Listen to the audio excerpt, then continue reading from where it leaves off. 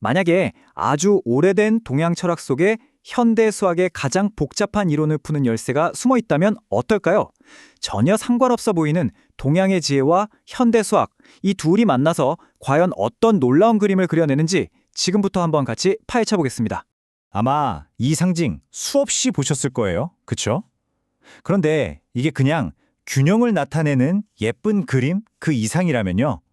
어쩌면 이게 일종의 지도? 그러니까 혼돈의 세계를 보여주는 지도라면 어떨까요?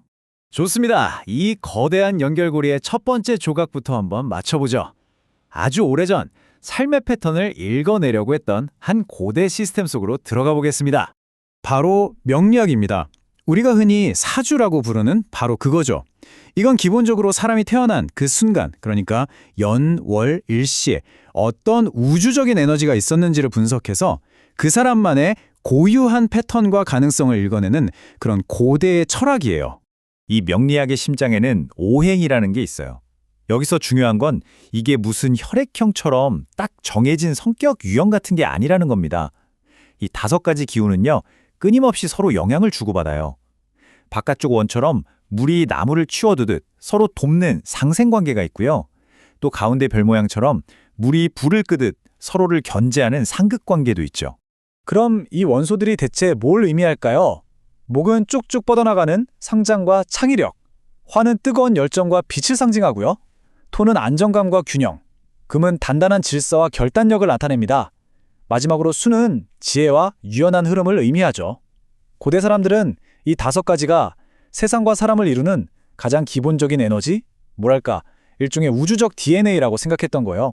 자, 여기서 진짜 핵심이 나옵니다. 어떤 원소도 혼자서는 아무 의미가 없다는 거예요. 바로 관계가 전부라는 거죠. 예를 들어서 어떤 사람의 사주에 불의 기운이 있다고 쳐요. 그럼 옆에 땔감인 나무가 있으면 불이 더 활활 타오르겠죠. 근데 반대로 물이 옆에 있다면 힘이 약해질 거고요. 모든 것이 관계 속에서만 의미를 갖는 아주 복잡하게 얽힌 시스템인 셈입니다. 자, 방금 말한 복잡하게 얽힌 시스템이라는 개념, 이거 잘 기억해 두세요. 이제 시간 여행을 좀 해서 고대에서 현대로 넘어와 보겠습니다.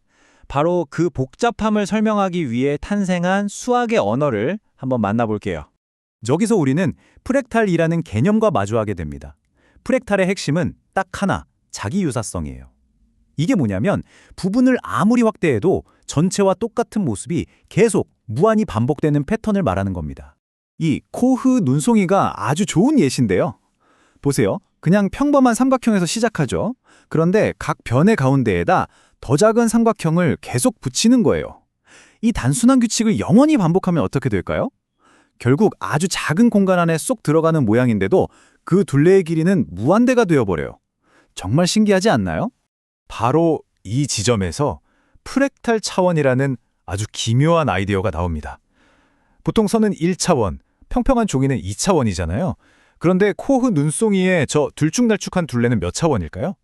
수학자들이 계산해보니 약 1.26차원이래요. 단순한 선보다는 복잡한데 2차원 평면을 꽉 채우진 못하는 거죠. 그러니까 차원과 차원 그 사이에 존재하는 거예요. 프랙탈이 복잡한 모양에 대한 이야기라면 카오스 이론은 복잡한 움직임에 대한 이야기입니다.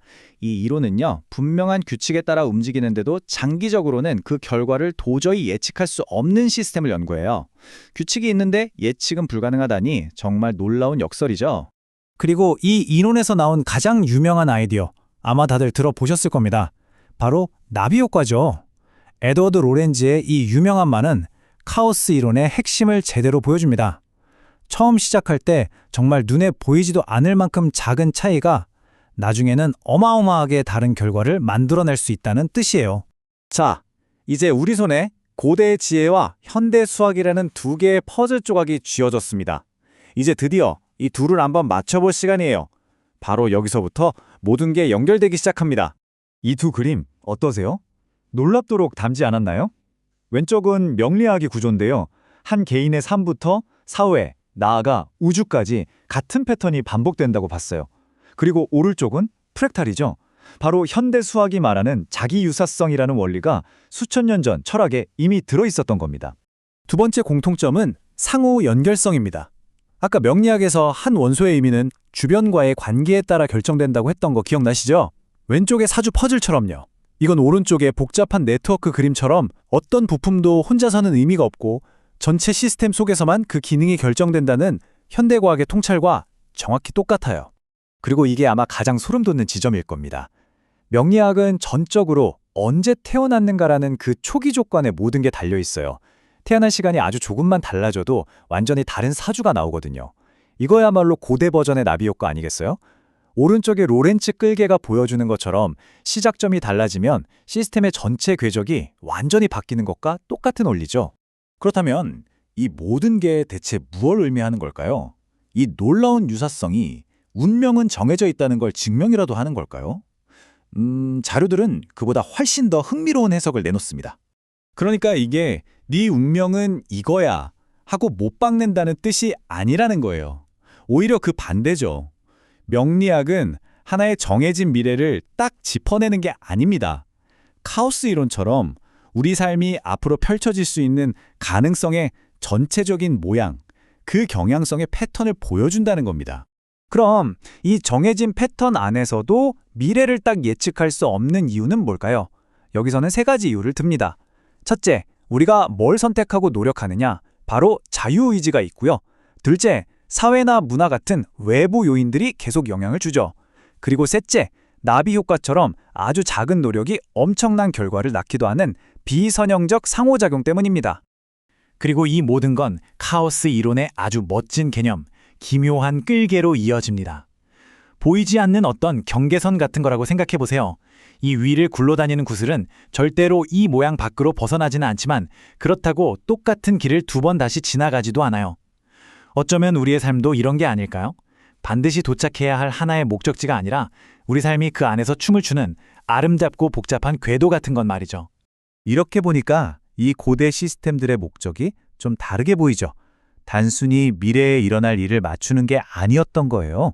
어쩌면 그들의 진짜 목표는 우주와 우리 삶을 관통하는 이 거대한 프랙탈 패턴을 먼저 이해하고 그 예측 불가능한 혼돈 속에서 길을 잃지 않고 지혜롭게 살아가는 법을 배우는 것이었을지도 모릅니다. 이건 우리에게 마지막으로 이런 질문을 던집니다.